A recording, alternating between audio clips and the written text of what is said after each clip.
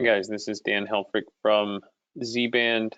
Before we get started, I just want to let you know that for this webinar, everyone is in listen-only mode, but in the control panel that you have, you should be able to chat in questions. So I have the questions bar open, so if you get anything along the way that you want to ask, please do so. The intent this morning is to just go a run through our Iptv system. My brain kind of works linearly, so that will be starting with the encoders and then going through to decoding management, those types of things. There's 3 or 4 slides of PowerPoint, and then I'm actually going to go into a live system that we have here in the office and show you guys the software UI. The whole thing should take 25 to 35 minutes, depending on questions. Again, the intent is not to give a deep dive, but more of an overview of our capabilities. And, obviously with everyone working from home or most people working remotely at this point in time, we will introduce a new product at the end of the webinar as well that's designed a little bit more for Facebook streaming, internet communications, those types of things. So since we have about 35% of the people that registered in the attendee bar right now, I am going to just rock and roll with this thing and get started in the interest of everyone's time. So as you guys know, Z-Band traditionally has been an RF communications company, and that's still 75% of our business on an annual basis. We do a great deal of work in healthcare. Corporate is our second largest market, and we're starting to get into some airports. We are starting to get into some work in the government, and then obviously doing a decent amount of K through 12 work as well. So when we talk about our Iptv system, it is similar to our RF system in that it is an enterprise platform. We are bringing the content in, or we're getting the content from the service provider, or being locally generated by the school, the university, the government entity, and then we're taking that content and distributing it across the customer's network.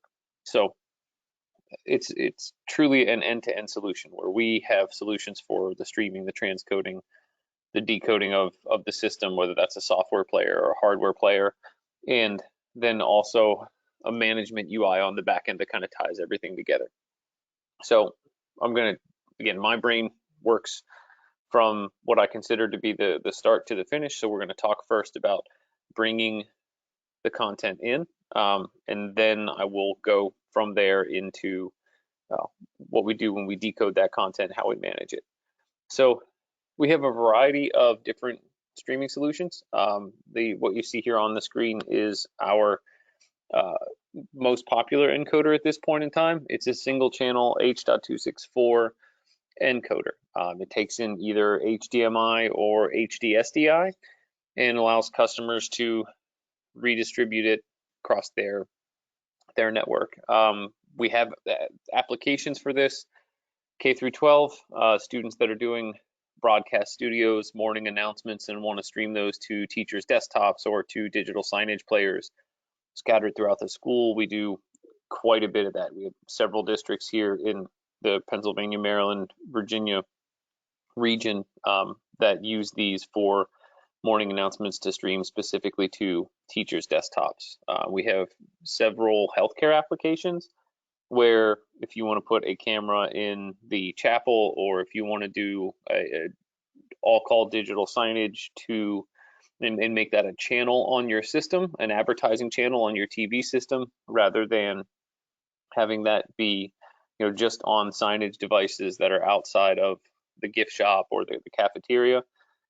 We have that as an application in several healthcare entities. Again, it's more specifically to the chapel and being able to broadcast from the chapel to any facility in a healthcare chain. I mean, in healthcare specifically, we are seeing a lot more of that, where it's not one entity wanting to broadcast the chapel within that single facility, but where it's a healthcare system that has a chapel and wants to broadcast what's going on at that chapel out to 3, 4, 5, 13 different hospitals.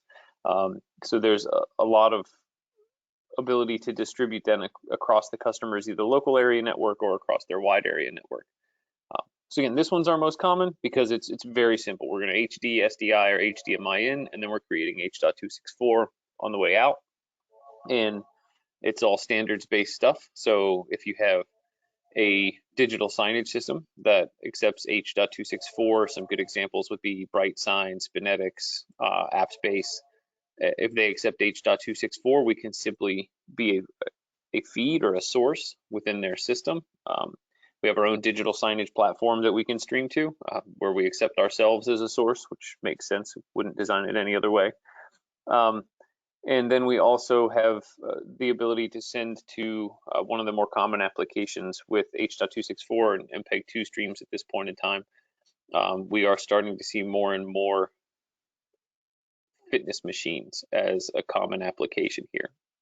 So you'll get a handful of set-top boxes from your cable TV provider, or you'll get a handful of set-top boxes that you acquire on the open market to pull the cable TV feed, and you'll stream those to fitness machines. And a lot of them, we've worked with a couple of companies here in projects where we were specifically streaming just to fitness machines within a facility, nothing more or less than that. So there's been quite a bit of applications here for this single channel or H.264 standards-based encoding, and it's kind of the backbone of our system. The first thing that you need to do is you need to take the content and you have to create it.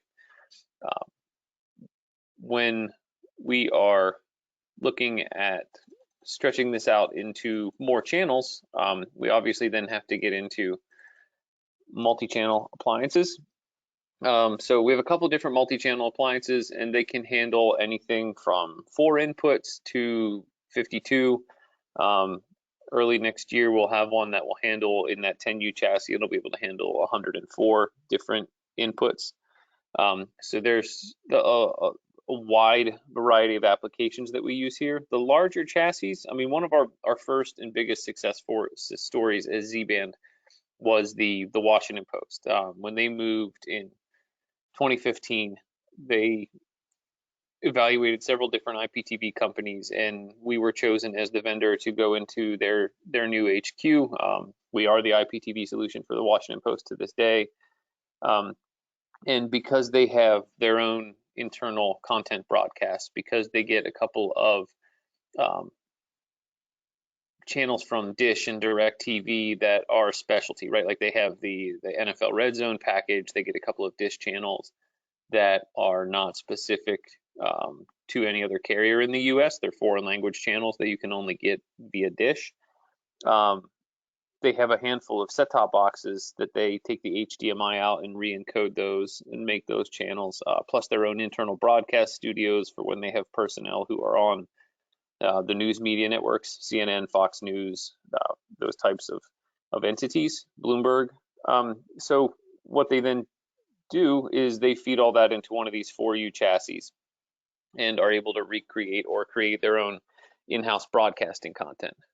So we have a ton of different applications for these things. We don't see them as often in schools, but we definitely do see them utilized in a lot of our corporate entities and a lot of our larger customers. We also are starting to see more and more of them being utilized in some of these commercial applications where we're doing more streaming, converting away from SDI-based transport to more IP-based transport.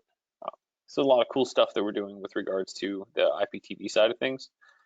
Once we put it on the network, this is an older picture. This box is actually EOL. I should update this. There's a hardware decoder. Basically, it's the base board of an Amino H150 with some modifications that are made here in the US to update the capacity for storage, the capacity to communicate with our middleware platform, and do a lot of the exciting stuff that we do from a digital signage and system management side of things. So those are the two hardware components that we tend to worry about most often. We want to talk about how we can encode the content and make it H.264, make it multicast, put it on the network. And then we want to talk about the hardware decoder and what we can do to pull it off the network. The new devices that we have here are PoE. We have devices that are 4K capable. We have devices that are capable of streaming over the internet, should that be something that the customer wants to do.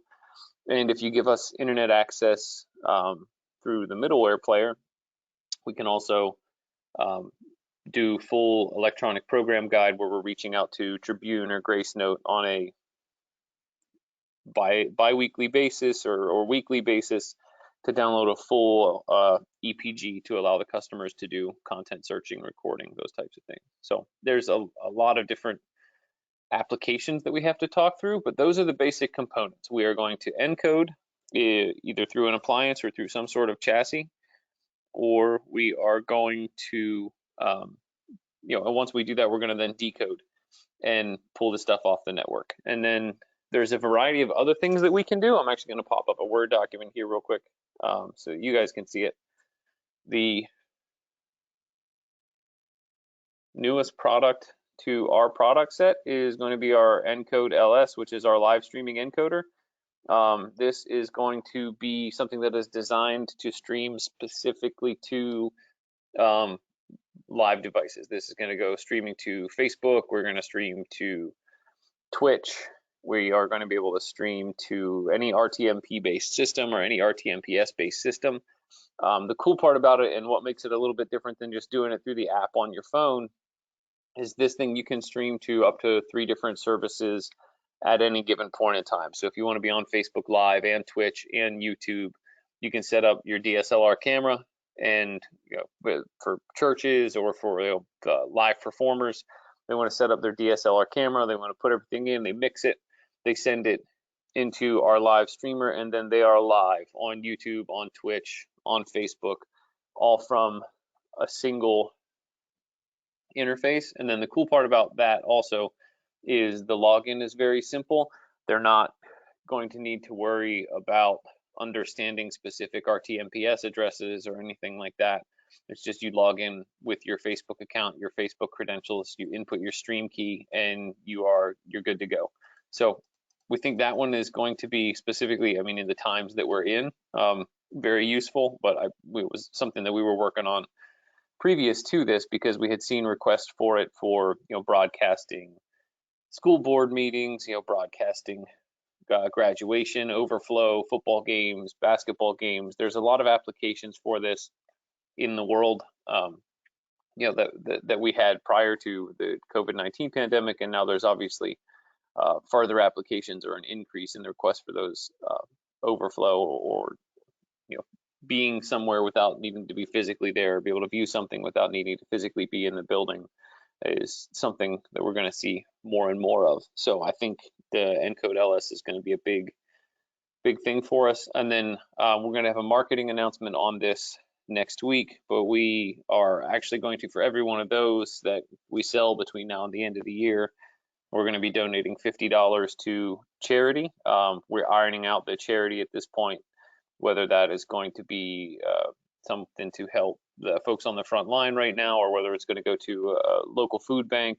We have to get approval for the charity to make sure that we're not violating any of their terms and conditions in the way that we're going about doing this and donating the money. But that marketing announcement will come out sometime here in the next week, where we are going to be putting that out there to the world that we're going to be donating money to try and help folks out at this point in time. So with that, I've covered about 10-12 minutes. We have some basics. I'm going to dive into some of the fun stuff and the actual UI. So let's start with desktop viewing. Our desktop viewer is one of the things that separates us out as Z-Band because it's got a lot of applications that aren't necessarily standard in the world out there. Number one, we have 2 different desktop players at this point in time. The one that I'm showing you right now is running in IE, but we also have a player with a similar UI, similar feel that runs in HTML5 based browsers. So it'll run in Chrome, it'll run in Firefox, it'll run in Safari. And what it does is this one actually operates as a plugin in the browser, but what the new one does is it operates in the system tray. Same as GoToMeeting, same as a lot of VPN technologies, where it's running in the system tray, and then the tray is communicating with the HTML5 browser to pull channels, that kind of stuff. So it's two ways to operate the IE-based player. It can be standalone, which is cool. That means you get access to all the channels that are on the system with no filtering whatsoever. The channels just get grouped. Or you can integrate it with the customer's Active Directory. If we're doing an AD-based sync, I'll show you where to set that up in just a second. But that can be done either a single sign-on, or it can be done when the customer wants to log in. So as they go to this web URL you see here in the upper left-hand corner, they will be prompted to log in, and then we do a live sync with their customer's AD database to allow them to get channels based on their login information. The applications for this, so we do some work with a law firm in Washington, D.C., and occasionally they have depositions that they can't get everybody in the room that needs to see the deposition. So they will create a channel on their system, send it out, and then through Active Directory, and then also with some encryption capabilities that we have in the encoders, will restrict the ability of edge users to watch this channel. So without the AD information, you can't see the channel, even though it's on the network, even though it's there as multicast. Without the AD information, without the decryption key, you can't grab the content. So it does allow for security of content. We've also seen, we do, like I said, a decent amount of work with news and media. We've done the Washington Post, the Guardian, Dallas Morning News, several others that have implemented the system over the last year or so. And what they tend to do is break this out amongst their news teams and their sports teams, right? So your sports group will get ESPN and NBC Sports and Fox Sports 1 and a lot of the stuff that they need to cover. And then your news group will not get any of those channels. They'll be restricted via AD, but they will get Bloomberg and CNN and MSNBC and CNBC and a lot of content that's not available on the sports side of things. So what we see AD used for more often than anything else is channel restriction. So what happens then is you log in, you have your channel groups that are available, and then once you select a group, the list of available channels then pops up, and you select a channel. It appears here in the browser window. We don't have any live content running right now because, for obvious reasons, most of everything here in the office is shut down. This is actually the first time I've been in the office in about 2.5 weeks. But it's pretty straightforward UI. Doesn't require users to be technical, doesn't require them to have any understanding of multicast, any of that kind of stuff, versus for like any of you that are familiar with VLC, you have to UDP : // @ and then put in the IP address and port number, and it requires some either step-by-step guidance or technical understanding of what is going on. So ours is much simpler UI, designed for teachers, sports desk personnel, news broadcasters, people that do not want to mess with the technical interface. They just want to be able to say, hey, I want to watch ESPN. They select the channel, they watch ESPN. Each edge user, should the admin decide that it's okay, has the ability to do private video recordings. So they can record content, store it locally on their desktop. We do see this used a lot with some of our news customers, where what they will want to do is record content, play it back, look for accuracy of quotes, look through highlights. We have, when we were installing the system at the Dallas Morning News, it was not last year's Tiger Woods, but the year before Tiger, when he was coming back. It was the first Masters that he was going to have played, I think, in 3 or 4 years. And that was the deadline for the installation for their Iptv system. We had to be in and up and running before the Masters started. That way they could be sure to watch the Masters on their desktops and also be able to do a lot of the playback and clip grabbing stuff that they want to do out of the Iptv platform.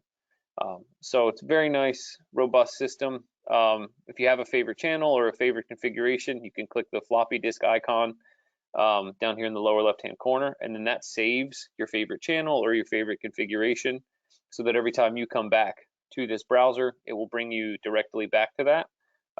I still think it's very amusing that the floppy disk icon is the direction that we go on that, but it is what it is. I don't think many younger people get that reference anymore.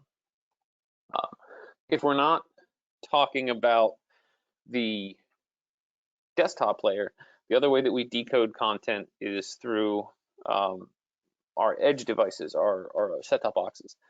And the other kind of core piece of functionality here, beyond just setting things up and assigning multicast addresses, is managing and communicating with these edge devices. And I have one here on my desk that I was in the middle of setting up this morning, but I got sidetracked by a couple of other calls that came in as I was sitting here, so I didn't get all the way around to setting up the edge device.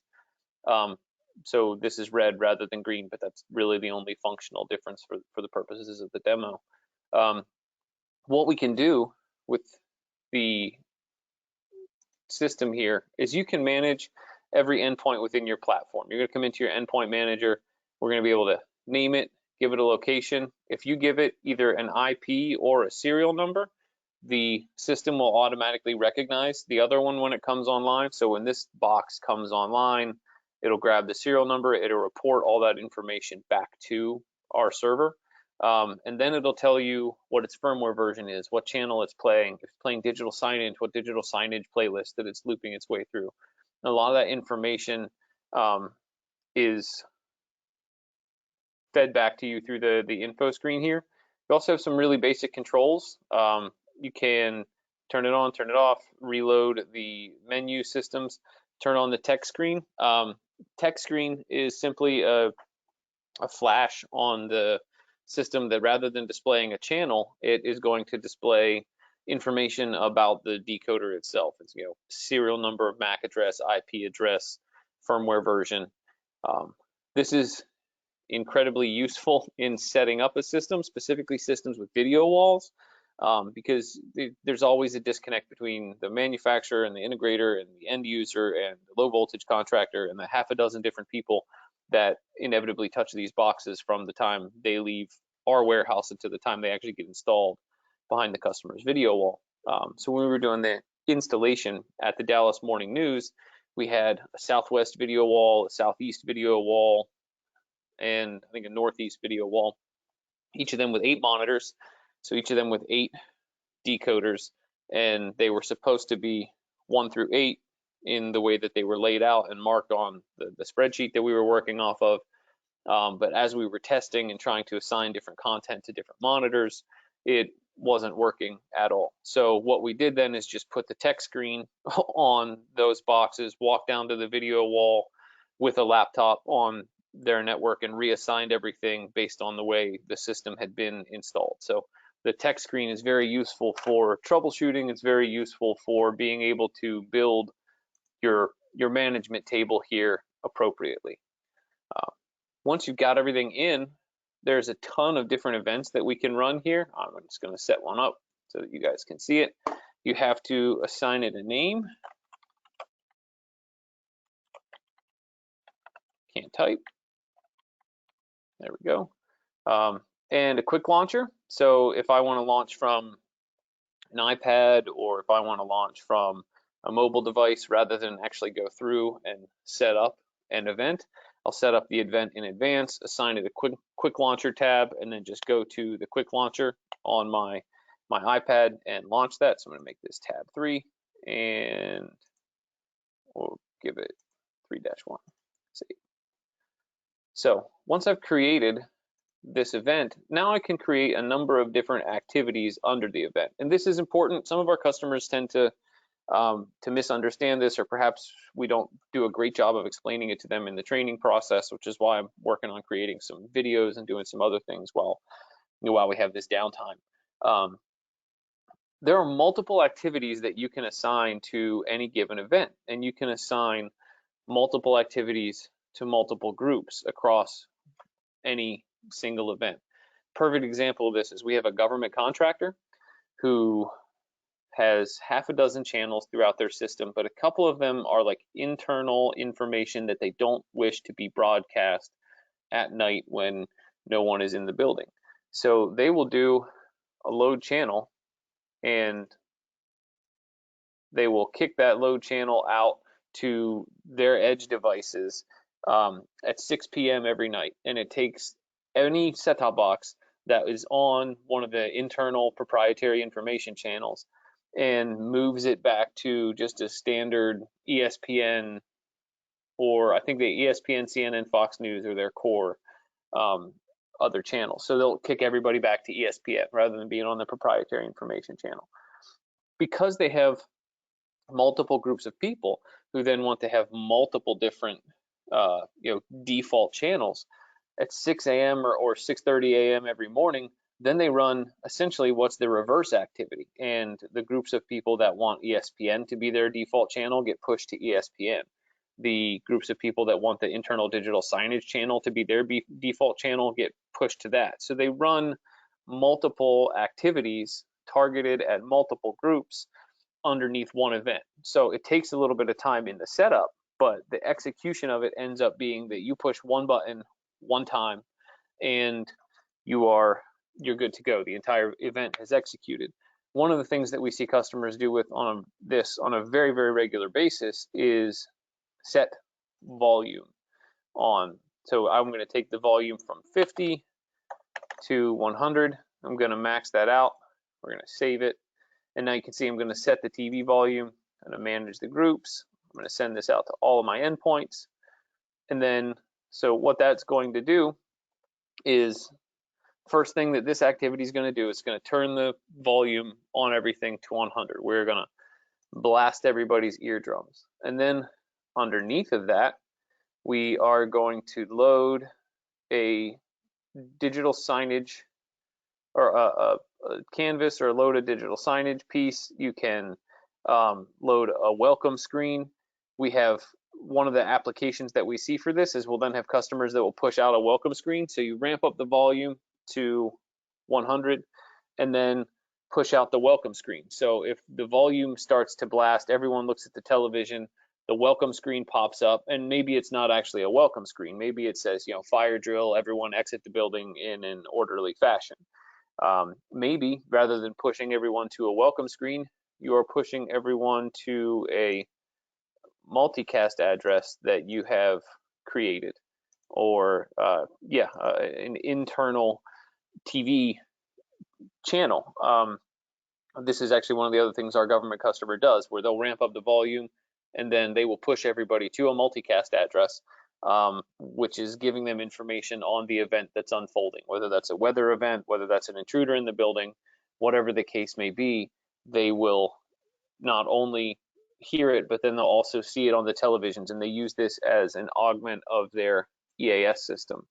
The cool part about that, as I go into this event again, is this can be triggered through any third-party system. That can be triggered that can send an HTTP command. All they need to do is send an HTTP command with this event ID off to our system, and then our system will run that associated event when it is triggered. So whether this is through you can make a physical button do this. We've had customers do that. There are softwares. You can build a little simple HTML page that does it. There are a ton of different applications or a ton of different methods for talking to our system and getting it to trigger events throughout a facility that go over and above just, hey, we're playing IPTV at this point in time.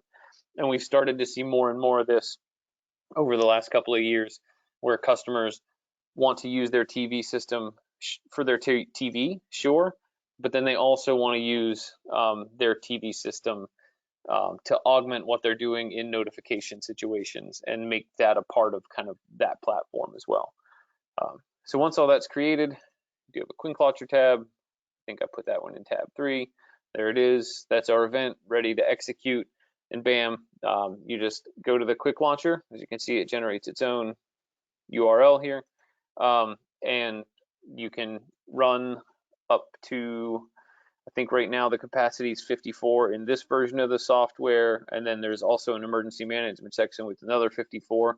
So we can create hundreds of preset events here and have those events ready to play at the touch of a button. So there's a ton of different capability on the back end of this system, which is really kind of where we start to separate ourselves out, right? There's a ton of people that do encoding. There's a bunch of little set-top box manufacturers. There's not a ton of people on the market that are tying everything together. It's okay, we're going to provide the encoding, we'll provide with the hardware decoder for you, and then we'll provide this system that messages it all together and allows you to communicate with everything. So that is, again, that's kind of where Z-Band starts to separate ourselves out. If I could type, it would be great. Now I'm typing and it's just not registering it. There we go. So last piece here, I'm going to show you the admin side of things.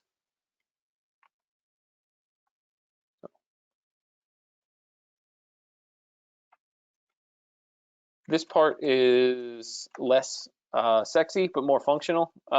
So essentially what we're doing here is this is where we're setting up everything on the back end. It logs me into a dashboard. This dashboard covers desktop playback usage. So again, if you had this synced with your Active Directory and you had a video on demand file that you wanted to put on the network, say, all right, this is our HR training file on, to be really specific to the time we're in, safety policies and best practices for social distancing while you're at work.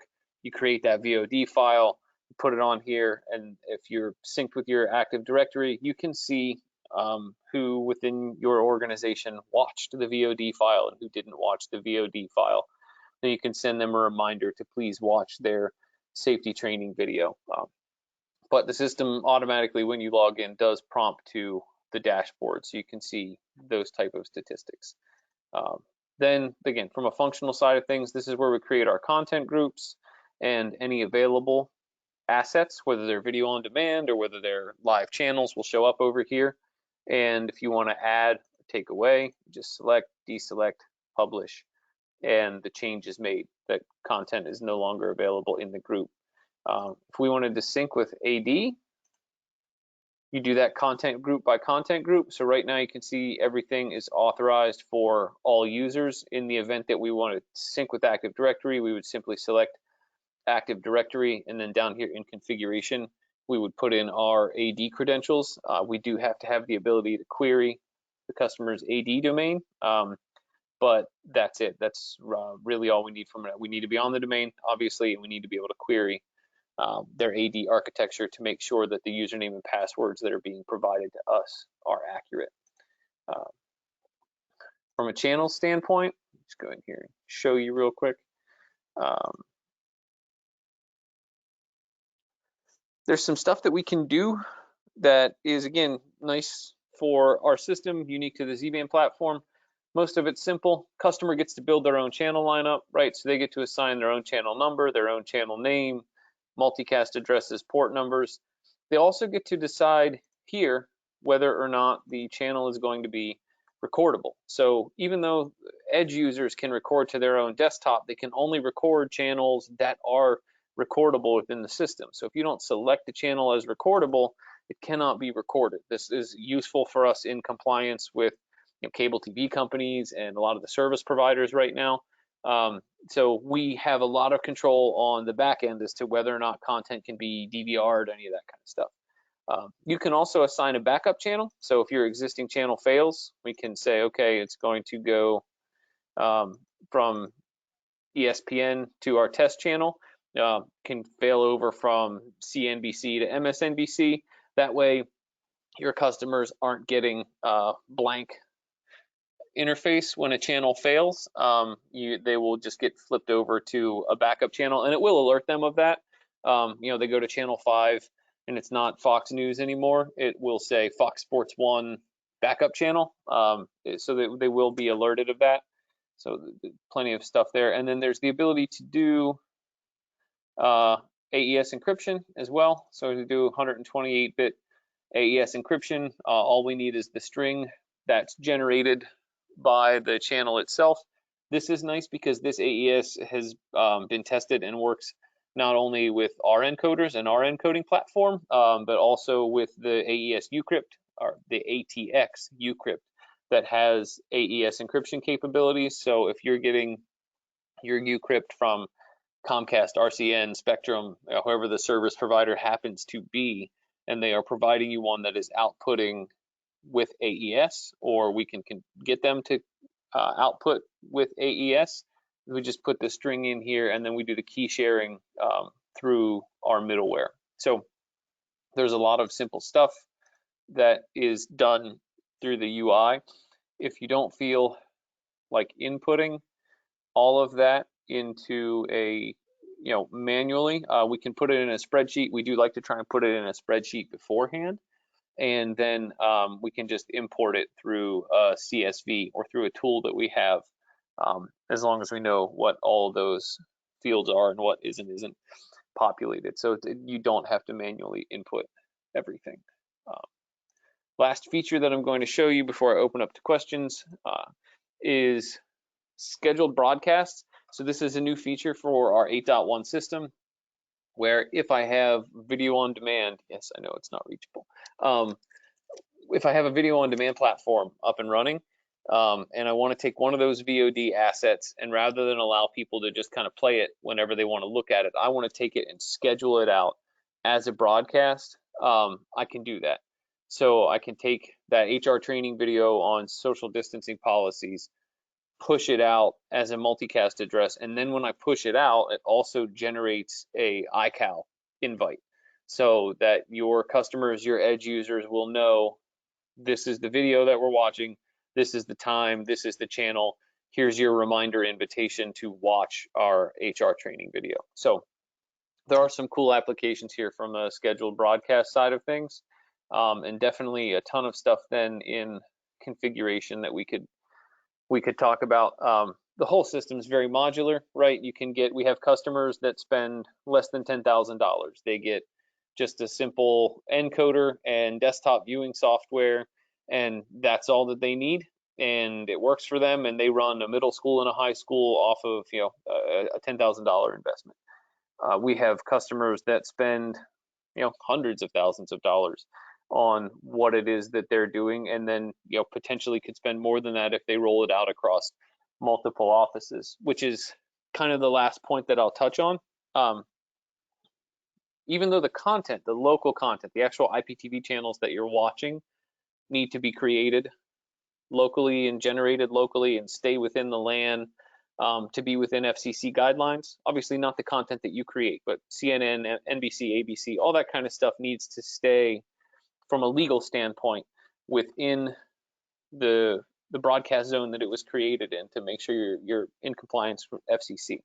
However, any of the management, any of the digital signage, any internal content the customer creates on their own can be stored in a VM or be hosted in a data center and then be pushed all the way across the country. I mean, we have customers that host things in data centers in New Jersey and push to New York, to Jacksonville, to Charlotte, a bunch of different places. We have a customer we're working with now that is going to push to Montreal, Los Angeles.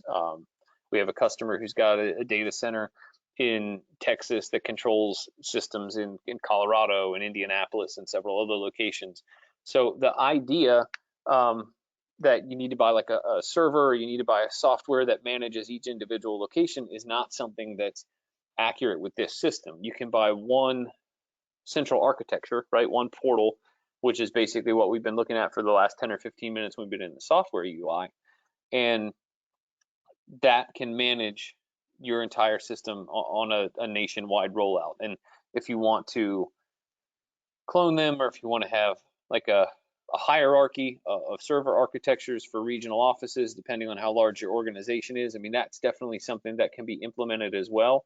But the idea of needing to put a physical device or a physical management server in each location to run this system is not really the way we operate. There's a ton of modularity in how you choose to roll out this platform. And that's kind of the thought that I want to leave everybody with, is we are here and willing to do every application from single channel encoder that is going out to teacher and student desktops, to I think our largest system in the US right now is over 100 channels, over 600 decoders, and over 2,000 desktop players. So we've got a wide range of capabilities with the IPTV platform. So I will hang out here for a second. I don't see any questions in my questions box right now. But if you guys want to chat a couple in, I can clarify anything that I've already talked about. Or if you have questions afterward, you can reach out to your territory manager. We can do it that way, however you want to do it. But I'll hang out for a minute here and wait for questions to roll in.